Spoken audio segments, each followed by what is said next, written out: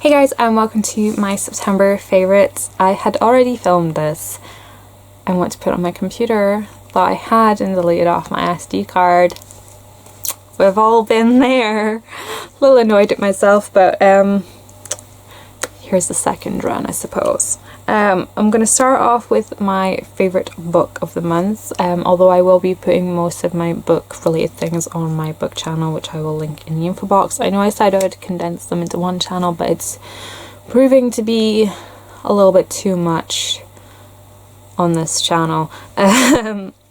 With everything that I have planned coming up over the next couple of months, it'll just be too chaotic, there'd be too much going up, and I don't really want to like completely flood your subscription feed. So if you are interested in book videos, it doesn't take a second to click the link and click subscribe. So if you're interested in that, feel free, but I will continue to feature my favourite books in my favourites videos over here. First of all is The Price of Prosperity by Todd G. Buchholz, I think that's how you say it. Why rich nations fail and how to renew them. And this is basically going through history, talking about different civilizations and the reoccurring trends that caused their downfall. Usually it's just to do with progress. As we become more prosperous nations, our healthcare gets better, our infant mortality rates decrease, and you know, we can't replace our population as quickly, which then leads to immigration, and increased rates of immigration degrade nationalism, patriotism, they degrade national cultures, and that can ultimately lead to the end of civilization. And this has come about with the current discussion of the rise in the East and with Islamic State trying to push Islamic laws into westernized countries, and how we may be the big discussion at the moment whether with Western civilization being the greatest civilization in history thus far, if we are about to witness the most cataclysmic end of a civilization. And this book just kind of goes in to discuss this topic. I'm very interested in economics and politics. I love learning about both sides of everything. This is a very Americanized book. It goes on a lot about American data, and really anyone who's living in America right now, you should read this because the stats are actually terrifying. Mr. Buchholz here, he is a former director of economic policy, managing director of the legendary Tiger Hedge Fund, and a winner of Harvard's annual teaching prize in economics. So this is a man who kind of knows his stuff. He's worked in the White House and everything. He knows the ins and outs of America and the history of economics. He has another book that I would like to read, which is this one, The New Ideas from Dead Economists. But I would totally recommend reading this guy. I have a nail polish favourite this month. This is Go Go Geisha from the new essay collection. I featured it in my haul video. I will link it in the info box for you. I really should be wearing it. I don't know if you can kind of see it there. I missed a little bit when I was taking this off. I've worn this like 3 or 4 times since purchasing this. It's supposed to be on a project polish, supposed to be using up other polishes, but I'm so drawn to this. It's like nuts. And I will show you one other polish. In my haul video, I spoke about Kimono Over and how I thought it was this gorgeous navy and I was gonna love it and it's gonna be so beautiful, and how navy is such a great alternative to purple. It's kind of ironic. It's actually a purple, but it's kind of pulling a bit navy on the camera. There you go, there's a bit more of a purple tinge to it there. This is a very dark purple. In the display picture, it looked navy. They didn't have any there. There was no sample nails, nothing. So I thought it was navy. I did. I thought it was navy. I hadn't seen any pictures online of this swatched out either. In every picture I've seen, this has looked navy. but it's not. It's a really deep kind of aubergine purple. Still gorgeous though. I'm still happy to have it, and it's a very rich purple, so hopefully I'll get on quite well with this. It actually kind of reminds me of one from China Glaze, I think was Grape Pop, but I think this is maybe darker than Grape Pop. We'll see. We'll see. I also have a perfume favourite this month. This is Estee Lauder's Sensuous. This is the big 100ml bottle. I've had it for a good couple of years now. I got a really good deal on it at the time, so I couldn't pass it up, and it's taken me this long to make any amount of progress on it. This is lovely. It's very warm, full-bodied scent. It's a very womanly scent. You guys know I love my deep, warm, sexy smells, and with a name like Sensuous you would expect this to smell very, very sexy, and it does. It's very date night kind of perfume, kind of like if someone were taking you to a cocktail party sort of perfume. I think I really like it. It's very warm and woodsy. It has a few touches of, I think it's got maybe magnolia in it. Very strong vanilla scent in here. Very rich, deep vanilla. I get the feeling this might have like magnolia in it, maybe, possibly. I will need to check the notes, and I will annotate them for you. I really should have looked them up before I did this video, but it is just so rich and warm and woodsy, and it's perfect for coming into the autumn winter season. Oh, I will probably finish this off by the end of the year. I also have a couple of skincare favorites to share with you. I'd mentioned in my, I think it was my Get Ready With Me video, my recent face of the day. I will link that in the info box also. I've been going a lot heavier with moisturizers in my makeup routine, and first of all has been this rose water spritz. I've also been using the vitamin E spritz from Superdrug. Just any general face spritz would be awesome, like those whatchamacallits, the not micellar waters, but like thermal waters, that's what they're called. Like you get them from Avène and La Roche-Posay and Vichy, and Evian has one. Just any sort of facial spritz. After you wash your face, don't dry your face. I know a lot of things say pat your face dry.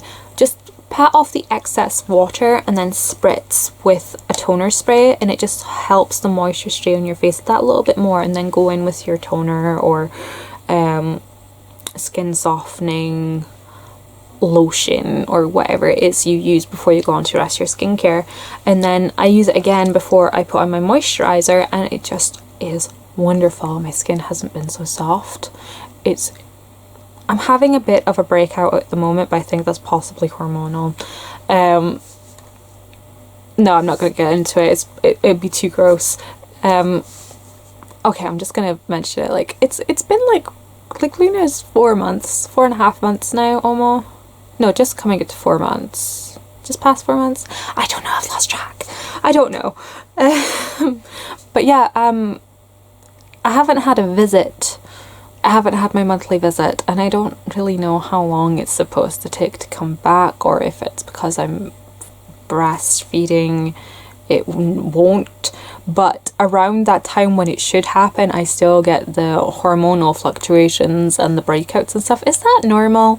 Someone tell me. I feel a bit silly asking.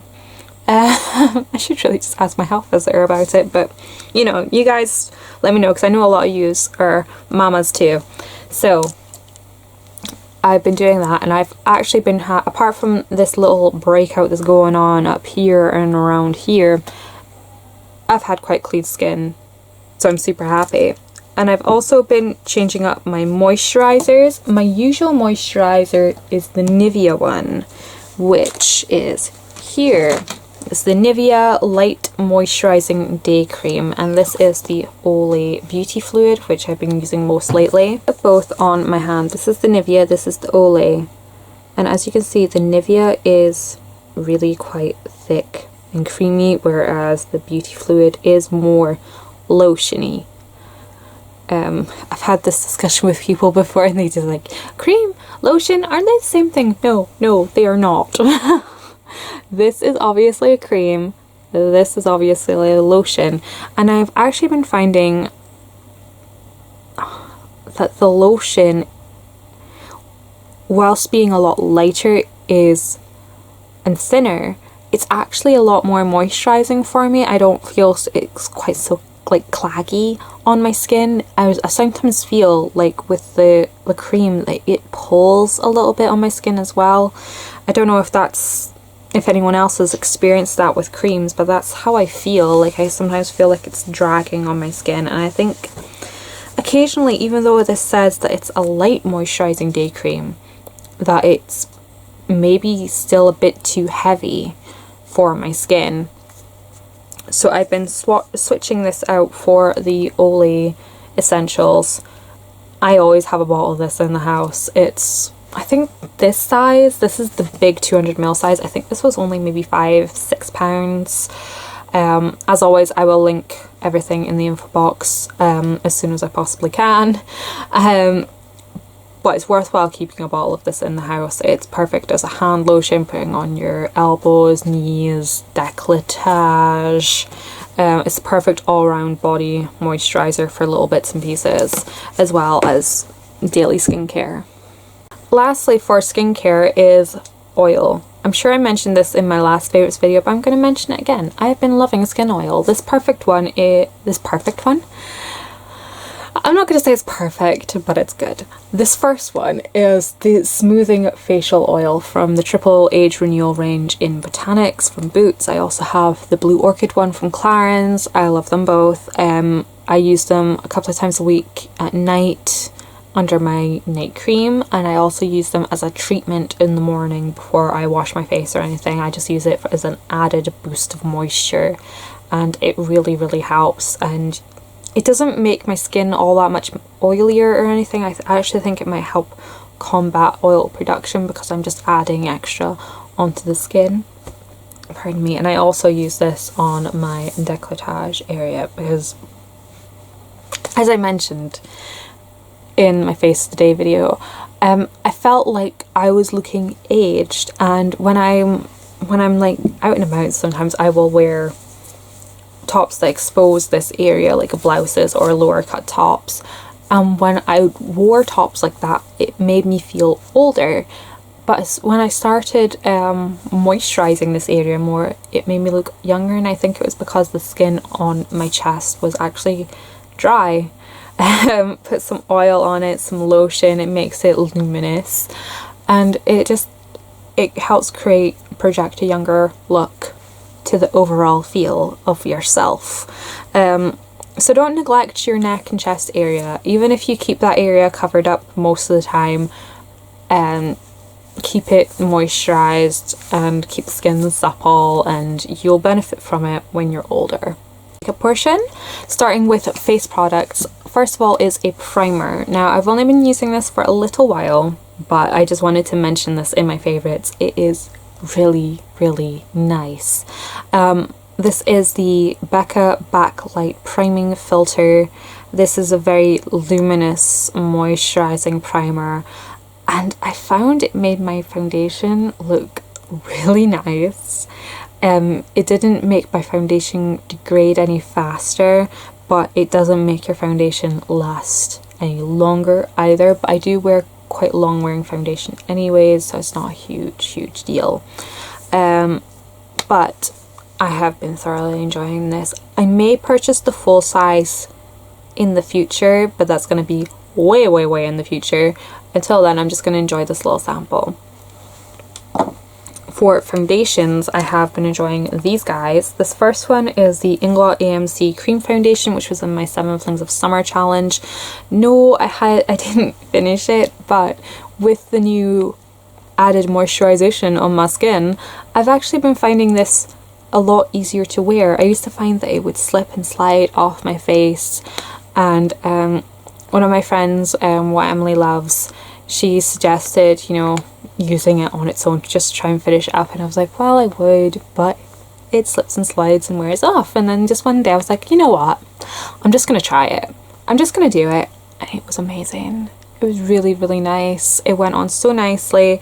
It's very it's not a dewy finish, but it's not a matte finish. It's I can't even think about it. It's not even like a natural finish.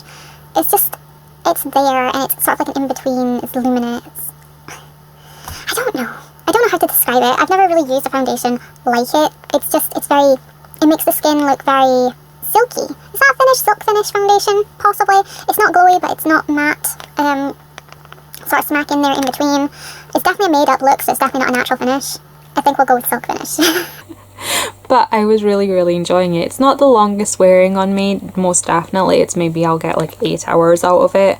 But I'm glad I gave it a try, and I know I can use this by itself. But the other foundation I've been enjoying is the Dior Skin Forever foundation. Oh my god, you guys, this stuff is awesome. This stuff is really good. Once it goes on, it's on. It's like, it's fused to your skin. It's not moving, it's not budging, even your glasses don't make a mark. It's amazing.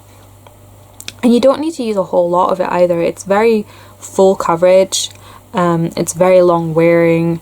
I don't feel that it's very like, I made sure I was really well moisturized before, but I didn't find it drying or anything before. Drying or anything after, I should say. Like the double wear, I found that could be really drying on the skin. I should try the double wear again, but with lots of moisturizer underneath. But this is really nice, and I kind of felt that this specific color would have been too dark for me. This is in the shade 100, no, the shade 110. I thought that this shade would be a little bit too dark for me, or a little bit too yellow, but it is actually perfect.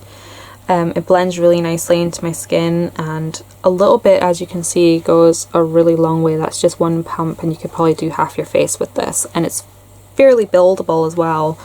And it doesn't go cakey, or at least I haven't experienced any cakiness with it, but I've never done more than 2 layers of it, so yes, there is that to it. But I would totally recommend popping down to the counter and getting colour matched and giving it a try, especially if you're looking for like a 12-hour day plus sort of foundation. This is well worth it.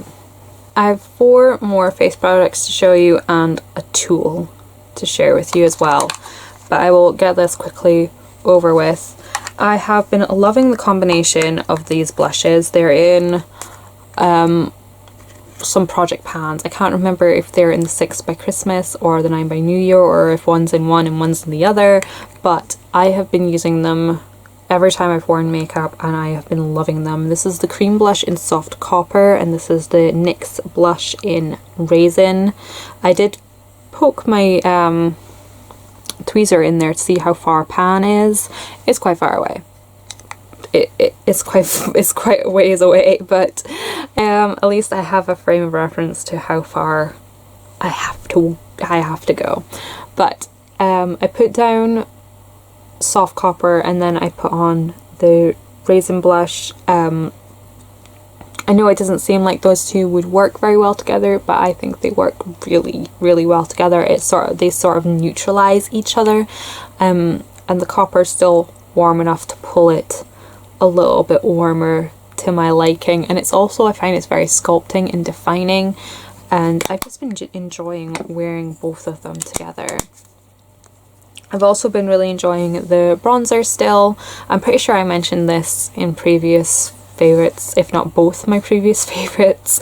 This is the bronzer in Sunshine from Natural Collection. As you can see, I'm hitting a good bit of pan in there. I've got a major dip going on in this area, so I'm super happy with my progress, but I love the colour of this bronzer. It's just that it's a really nice warm brown bronzer, but it has more of a pinky base rather than an orangey base, so I feel like it's pulling more of a proper suntan shade rather than going tango, which makes me really happy. And this is only like maybe £3 or something. It's worth checking out if you want to dabble in your first bronzer, that kind of thing. And lastly, for the face products is actually an eyeshadow. This is the MUA shade in Pearl 1. As you can see, I have Hit Pan in this as well. I started using this as a highlight on my face. I took a break from the that was an attractive face. I took a break from the Revolution Baked Highlight in Golden Lights and started using this instead. In my update for the 30 by 31st, I used Mountains of Gold as a highlight, and it got me thinking that maybe I could use this, and I gave it a try and I really liked the outcome of it. So I've been using this as a highlight ever since, and I will continue to do so until I finish the 15 by Halloween challenge. Like I said, I've hit pan. I'm super happy that I've hit pan. That was all I wanted to do with this shade, was to hit pan on it, but I've been really enjoying it as a highlight. It's not as in your face as the baked highlight, but it still gives a really nice glow and a nice shine. So I'm super excited. If you're looking for a nice bright highlight, have a look in your eyeshadow drawer for some gold toned highlight shade, eyeshadow shades. And think this is only £1, so you can get a very similar sort of papow look for very little money. You could easily build it up, I suppose, if you wanted it to be blinding. And lastly for the face is this brush. This is the e.l.f. blush brush. I can't remember how much these are. I think they're only like a couple of pounds, but I've been loving this for cleaning up my jawline. I have fallen victim to this idea of cleaning up the jawline. I actually really like it. I take a bit of pressed powder. This one I've been currently using the No. 7 Cream Puff powder. Cream Touch powder, sorry. And I get a good bit of it on the brush. And then I clean up the jawline. And it just sharpens everything up. And because it is just face powder, it doesn't make it look any very unnatural or anything. It just sharpens up the jawline a bit. And I've also been loving this to go in for like precise touch-ups, for blending out my bronzer if it's a bit too if I've gone a bit too crazy with it on my forehead. Sometimes I will use this brush to help blend it out. And yeah, I've been really enjoying this brush. It's just been sitting in my brush jar for a while, sitting there getting neglected. And yeah, I decided to just give it a go. It was the only clean brush sitting there, and it just happened to work amazingly well. So I'm super happy about that. Before I go on to lips, I do have one eye product to talk about. I'm kind of backtracking a little bit when I said I really wasn't loving this particular product. This is the Double Wear Zero Smudge Lengthening Mascara. Now the lengthening part, just ignore it. It's a lie. In my opinion, it's an outright lie. On my top lashes, this is horrible. I really don't like it on my top lashes. On my bottom lashes, however, I really like it. Oh, I've smudged a little in the inner corner, but that's okay. It is perfect for definition, and it is really dark black. And the zero smudge thing, yeah, it's perfect. If I were to buy any other high-end mascaras, I would probably get a tube of the Sumptuous Extreme from Estee Lauder and a tube of this, the Double Wear Zero Smudge. And I'd use the Sumptuous Extreme on my top lashes and this on the bottom lashes, because Sumptuous Extreme is possibly like my all-time favourite mascara ever. So when I've used up all my mascaras, those are the two that I'm probably going to repurchase, but I've been loving this for lower lash line. It's amazing. I finally finished the 5 by Fall. I was I was dragging a bit with that actually. Like all throughout September I've been dabbling with other lip products. I've not been very focused on that project at all. I was just so out of love with most of the products in that project. But it brought me to these guys, so I'm super happy. First of all is the Gosh lip liner in Nougat Crisp, which you guys have seen before. I'm sure I mentioned this in the last one's favourite, but I really love this just as a base under pretty much any lipstick. It's amazing. I need to sharpen it. But then we have number 45 from Rimmel, which I have been getting a lot more wear out of. This is actually in my 30 by the 31st challenge. I still have quite a lot of this to use up, but I'm finally getting this worked into my sort of daily use. And we have an Estee Lauder, not Estee Lauder, a YSL lipstick. This is the Rouge Philippe Shine in the shade number 9. I believe this is in the shade Nude in Private. I was swatching this out for a dupe for Grage. This is one of the closest ones I could find. It's still not a dead-on dupe, but it got me wearing this shade, and I've worn this a bunch of times this month and I absolutely love it. Next is the one that I'm currently wearing. This is Cinnamon Spice. Yes, Cinnamon Spice from number 7. It is a gorgeous, creamy, like,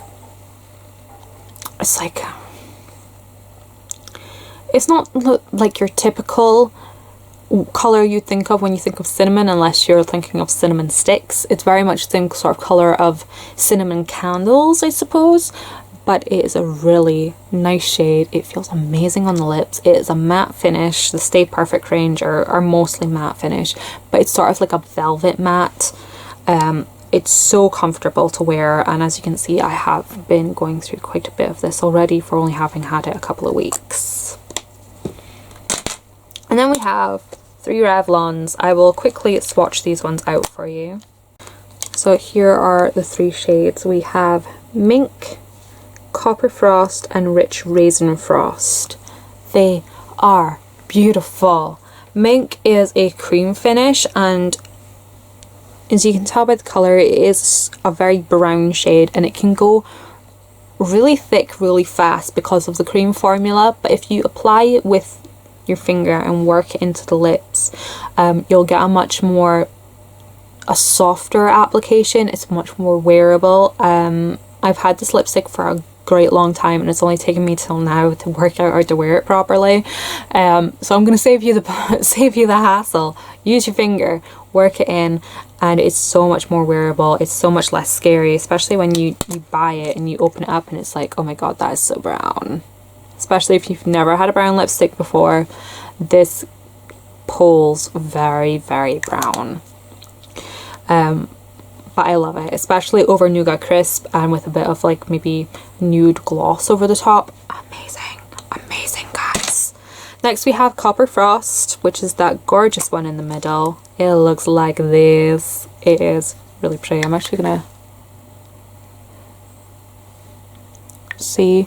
Oh, it just adds so much so quickly. I really like it. I've become a huge fan of frost and pearl finishes. I've been gravitating towards more glossy pearly lips since about May. I'm totally over super mattes. Anything that's a powder matte or a cakey matte or anything that's a creamed powder finish lip product, I'm over it. I'm done with it. It's too much hassle, it's too much maintenance, dries out my lips like nobody's business. It makes, like, I don't have the world's biggest top lip, so I don't need a matte lip making it look smaller, you know? So I've totally been gravitating towards these guys. I did do a blog post about the current lip finish trends. I'll link in the info box if you want to go check that out, and now just talk all about them. I love them. And that's Copper Frost, and as you can see, it doesn't necessarily go on quite that orange. You can play around with it and make it suit your desires. Lastly is Rich Raisin Frost, which is the newest of the three. I got this in September, and that is the swatch of it there. It does remind me of one of the Urban Decay lipsticks I purchased. I can't remember which one off the top of my head. I will annotate it here for you, but it is really, really pretty. I've worn this on its own a couple of times. It looks really nice. It's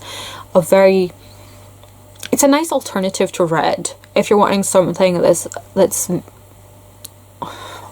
like autumn winter appropriate, something that's falling into the 90s trend. You want something a bit frosty, a little bit glossy, and you want something that's not quite brown. This would be a good thing to go for.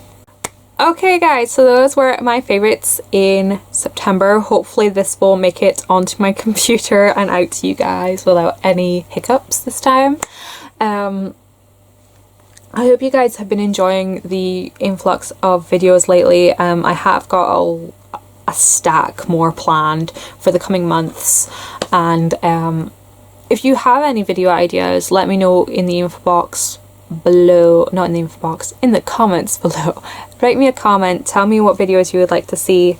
I do have a declutter series starting really soon. I did film that this month. That was fun. That was therapeutic. I loved it, and I cleared out so much stuff. Like, when I was filming each individual portion, it didn't look like I was getting rid of a lot, but when I mounted it all together, I was like, that is a lot of stuff. It was a lot of stuff. But I'm glad to have purged it and cleansed it out of my system.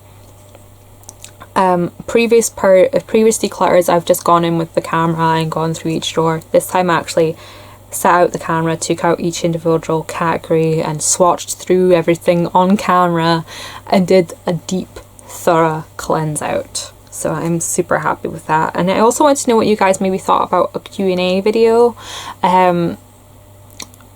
Like, I get lots of questions from you guys all the time, and it's really fun to chat with you, but sometimes I can't always get to the comments all the time, and it's horrible, but I just don't always have the time. So I was wondering if you guys wanted a Q&A video, if there was things you wanted to know or things you wanted me to talk about. I will make a special post about it on Instagram, and you guys can comment on that, or if you want to comment on this video, you can also do that. And I can film a Q&A at some point. And yeah, so that is everything for this video. This is probably gonna have been quite a long video. I do apologize, I like to ramble. Anyways, I will see you guys later. Thanks so much for watching. Bye bye.